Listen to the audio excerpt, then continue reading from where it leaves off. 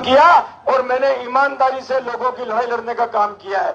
मुझे आज भी याद है जो धनराज बोल रहा था अभी, और धनराज की बात अधूरी रह गई कि जब कांग्रेस की सरकार के अंदर भी गुजर आरक्षण का मामला उठा तो भीलवाड़ा के अंदर रेल की पटरियों पर जाके बैठने के लिए मैंने ये नहीं सोचा, ये कालूलाल जी मेरे साथ मुजरिम है, रामलाल गुलेरा सिंह के मेरे मुजरिम है, राम प्रसाद मुजरिम, सब मुजरिम है।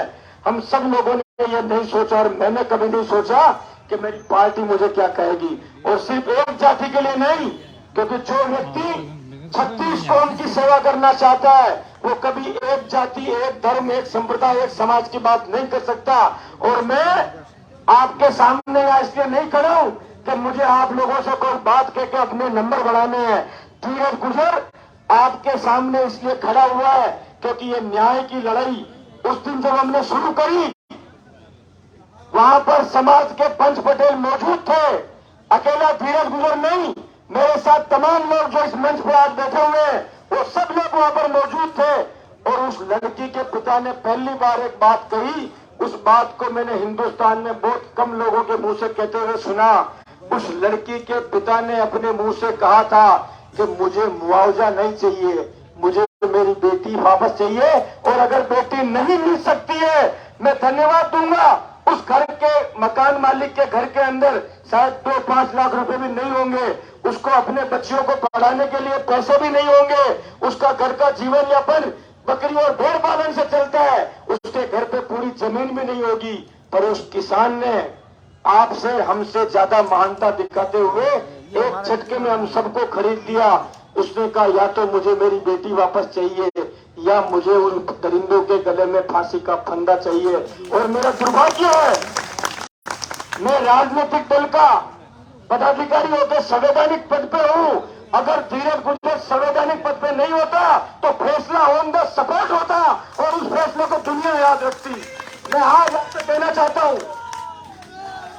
बेटी किसी की भी मरे, बेटी किसी की भी मरे, अगर वो बेटी मरती है और मरने के पहले उसके साथ बलात्कार होता है तो सिर्फ मुआवजे से हमारी प्यास नहीं बुझ सकती है। जब तक उसके कातिल जिंदा है तब तक हम सब शर्मिंदा है और हमको शर्मिंदा होना पड़ेगा। और मेरी सबसे बड़ी मांग जो विजय भोसला जी ने जयपुर से रवाना होने के पहले करी, वो मांग ये थी कि सरकार अधिकतम 10 से 15 दिन के अंदर अंदर उसका चालान पेश करे और रोज उसके मुकदमे की सुनवाई हो। हम पेशी पे पेशी, पेशी पे पेशी, पेशी पे पेशी और तारीख पे तारीख, तारीख पे तारीख और तारीख पे तारीख नहीं सुनना चाहते। हम उसका फैसला सुनना चाहते हैं और अपनी आंखों से उन दरिंदों को फांसी के फंदे पर लटकते हुए देखना चाहते हैं। यही न्याय है, यही न्याय है। असली न्याय यही है कि जिन्होंने वो दुर्दांत कर्म किया। और आज मैं यहाँ पर आपको बताना चाहता हूँ, न केवल उसके साथ बलात्कार करने वाले बल्कि उसकी लाश को भट्टी में झोंकने वाले और उसकी लाश को भट्टी में झोंकने के बाद में दूर जंगल में फेंकने वाले उस दरिंदों के परिवार के पुरुष और महिलाएं जो जो आरोपी थी वो सब आज पुलिस की गिरफ्त के अंदर है। और जो दो महिलाएं बची है उनको भी लेके जो जल्दी सलाखों के अंदर फिट कर दिया जाएगा। और फिट करने के बाद में अभी मैं आपके सामने खड़ा हूं, उसके पहले राजस्थान के मुख्यमंत्री अशोक गहलोत जी ने अपने अधिकारियों को यहां पर भेज दिया, अपनी तरफ से ट्वीट कर दिया कि इन दरिंदों को तत्काल प्रभाव से फांसी मिले। इसके लिए स्पेशल केस ऑफिसर में शामिल करते हुए इस केस की मॉनिटरिंग के लिए एक अधिकारी को नियुक्त कर दिया जाएगा।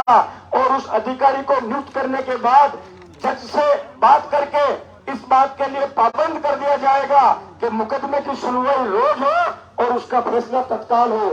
मैं भीलवाड़ा के वकील समुदाय का धन्यवाद करना चाहता हूं।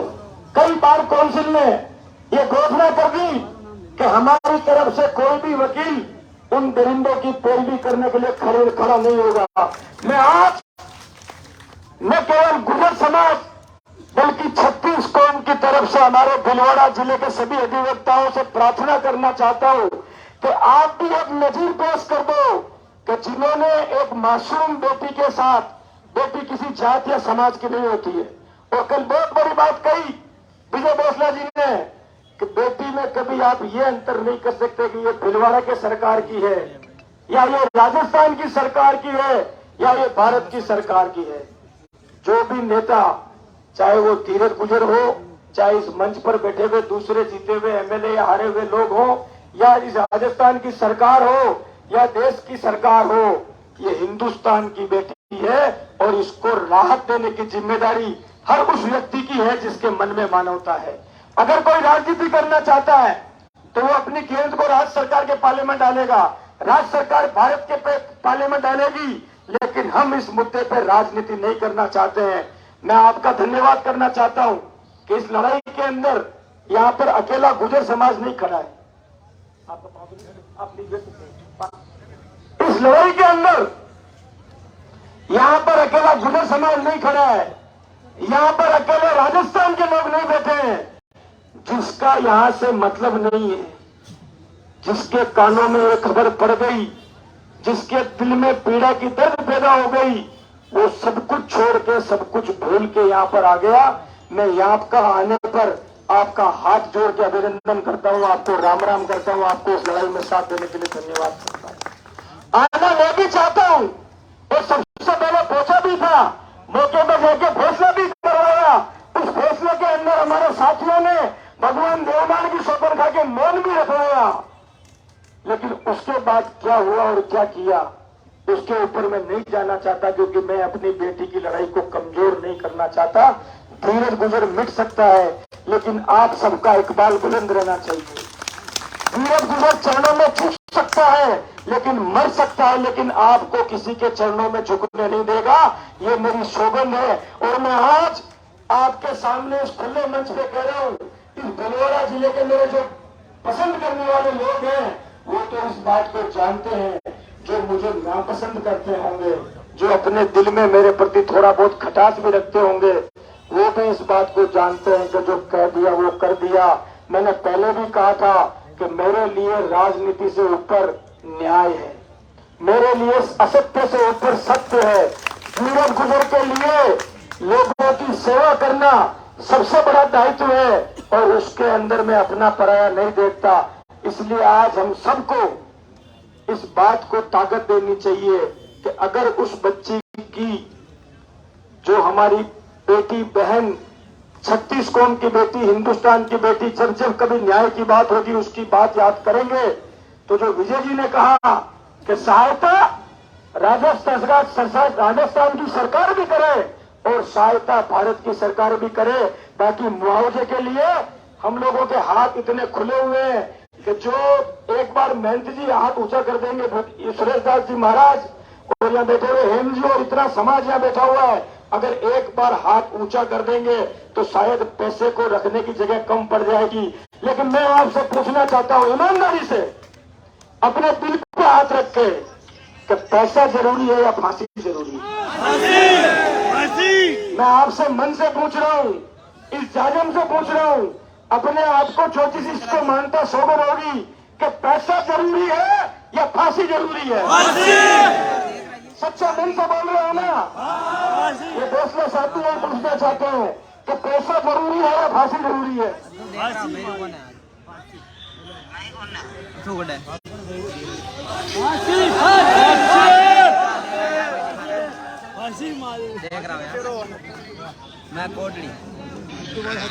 मैं ये चाहता हूँ, मेरी तो चाहत ये है साहब कि फांसी तो इसी पेड़ से हो।